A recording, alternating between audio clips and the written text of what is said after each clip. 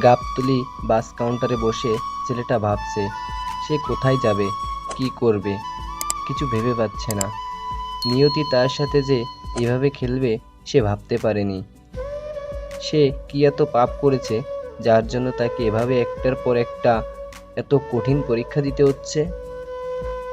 এই কথাগুলো ভাবছে আর সবার আড়ালে চোখের পানি ফেলছে।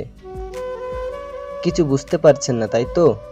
চলুন প্রথম থেকে শুরু করি। মাস্টার্স পাশ করা পরিবারের ছোট ছেলে রিমন আজ 1 বছর হলো মাস্টার্স পাশ করে বেকার বসে আছে। বড় ভাই আর বাবার ইনকামে সংসারটা কোনোভাবে চলতো। কয়েক মাস হলো রিমনের বাবা আরিফ চৌধুরী চাকরি থেকে অবসর নিয়েছেন। বয়স বেড়েছে, সাথে অনেকটা অসুস্থ হয়ে পড়েছেন, যার কারণে চাকরিটা ছাড়তে হয়। বর্তমানে সংসারের সকল দায়িত্ব বড় ছেলে রাজীবের ওপর। রাজীব 35,000 টাকা বেতনে একটা সুপার শপে ম্যানেজার পোস্টে চাকরি করছেন। তাই এই বেতনে সংসারটা মোটামুটি ভালোই চলছিল। হঠাৎ কয়েকদিন যাবৎ তার মা পারভিন চৌধুরী অসুস্থ বোধ করে, যার কারণে সংসারের কাজ করতে পারেন না ঠিকমতো। তাই আরিফ চৌধুরী সিদ্ধান্ত নেয় তার বড় ছেলে রাজীব চৌধুরীকে এবার বিয়ে দিবে। তারা দুইজন রাতে পরামর্শ করে এই বিষয়। সকালে ডাইনিং টেবিলে খাবার রেডি করে পারভিন চৌধুরী সবাইকে ডাকে নাস্তা করার জন্য। বাড়ির সবাই যখন একসাথে বসে নাস্তা করতে বসে, তখন আরিফ চৌধুরী সবার উদ্দেশ্যে বলে, আমি অনেক ভেবেচিন্তে একটা সিদ্ধান্ত নিয়েছি। তখন রাজীব বলে, কি সিদ্ধান্ত বাবা?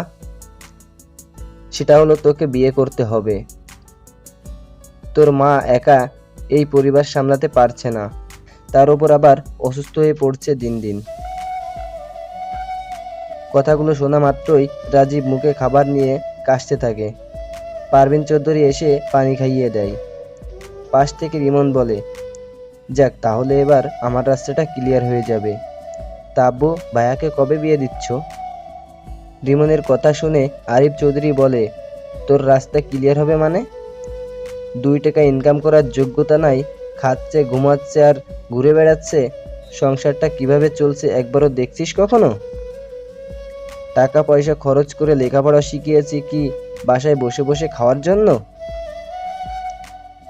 পারভিন চৌধুরী বলে ওঠে, আহ, কি শুরু করলে ছেলেটার সাথে? খেতে দাও তো। বাবা তুই খা, তোর আব্বুর কথায় কান দিস না। এখন তুই বেকার তো কি হইছে, সব দিন কি বেকার থাকবি নাকি? রিমন তার মায়ের মুখের দিকে ছলছল দৃষ্টিতে কিছুক্ষণ তাকিয়ে থেকে তারপর তার বাবার দিকে তাকিয়ে খাবার রেখে উঠে চলে যায় তার রুমের দিকে। পেছন থেকে পারভিন চৌধুরী কয়েকবার ডাকে কিন্তু শোনে না। আরিফ চৌধুরী বলে, যেতে দাও, খিদে পেলে নিজে থেকেই খেয়ে নিবে। পারভিন চৌধুরী বলে, ছেলেটাকে এখন এসব কথা না বললে হতো না নাকি? আরিফ চৌধুরী বলে, বাদ দাও এসব। রাজীব, তোরে যা বলছিলাম।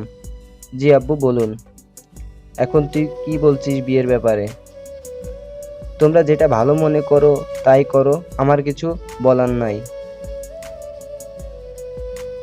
তাহলে তো হয়ে গেল, বুঝলাম তুই রাজি।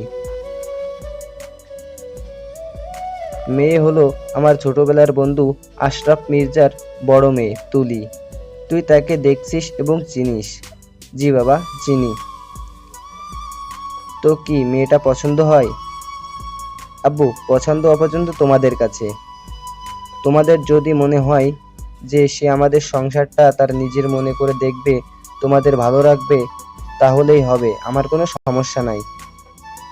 আরিফ চৌধুরী বুঝে যায় যে তার ছেলে তার কথার ওপর কথা বলবে না, সে যা বলবে তাই শুনবে, তাই আর কিছু বলে না। রাজীবের আম্মুকে বলে, তাহলে চলো কালকে বন্ধুর সাথে একটু আত্মীয়র সম্পর্ক নিয়ে কথা বলে আসি। এভাবে কথা বলতে বলতে তারা খাওয়া দাওয়া শেষ করে নেয়। অন্যদিকে রিমন রুমে গিয়ে বাবার কথাগুলো ভাবছে আর নীরবে চোখের পানি ফেলছে। মনে মনে বলছে, আমি কি চেষ্টা করছি না? আমি তো প্রতিদিনই এক একটা কোম্পানিতে গিয়ে চাকরির জন্য সিভি জমা দিচ্ছি, কিন্তু সব জায়গায় টাকা চাই, ঘুষ ছাড়া আজকাল চাকরি পাওয়া যায় না। এভাবে সারাদিন সে রুমের মধ্যে কাটিয়ে দেয়। তার আম্মু এসে অনেকবার ডেকে যায়, কিন্তু সে রুম থেকে বের হয় না। পরদিন সকালে আরিফ চৌধুরী আর পারভিন চৌধুরী যায় আশরাফ মির্জার বাড়িতে বিয়ের কথা পাকাপোক্ত করতে। রাতের বেলা আগে থেকেই ফোনে সবকিছু খুলে বলে আশরাফ চৌধুরী। আশরাফ মির্জা রাজি হয় বলে পরদিন বাড়িতে গিয়ে দিন তারিখ ঠিক করে।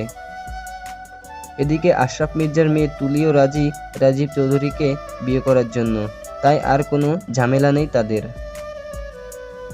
13 তারিখ শুক্রবার বিয়ের দিন তারিখ ঠিক হয়। তারপর দুই পরিবার মিলে অনেক গল্প, হাসি, আনন্দ করে। তারপর আরিফ চৌধুরী আর পারভিন চৌধুরী বাসায় চলে আসেন। বাসায় এসে বিয়ের কার্যক্রম শুরু করতে থাকেন। বিয়ের মাত্র 2 দিন বাকি। বেশি বড় নয়, আবার বেশি ছোট নয়। অল্প কিছু আয়োজন আর কিছু সংখ্যক আত্মীয় স্বজন নিয়ে বিয়ের কাজটা শেষ করবে। বিয়ের জন্য রাজীব তার অফিস থেকে 4 দিনের ছুটি নিয়ে নেয়। দেখতে দেখতে চলে এলো বিয়ের দিন। অনেক সুন্দর ও সুষ্ঠুভাবে বিয়ের কাজ সম্পন্ন হলো। বাড়িতে নতুন মেম্বার যোগ হওয়ায় সকলের মনে এক অদ্ভুত আনন্দ বিরাজ করে। রাজীবের আব্বু আম্মু অনেক খুশি। এইভাবে চলতে লাগলো কিছুদিন। তবে এত আনন্দের মাঝে একজনের মনে কোনো আনন্দ নাই। সেটা হলো এই গল্পের নায়ক আর চৌধুরী পরিবারের ছোট ছেলে রিমন।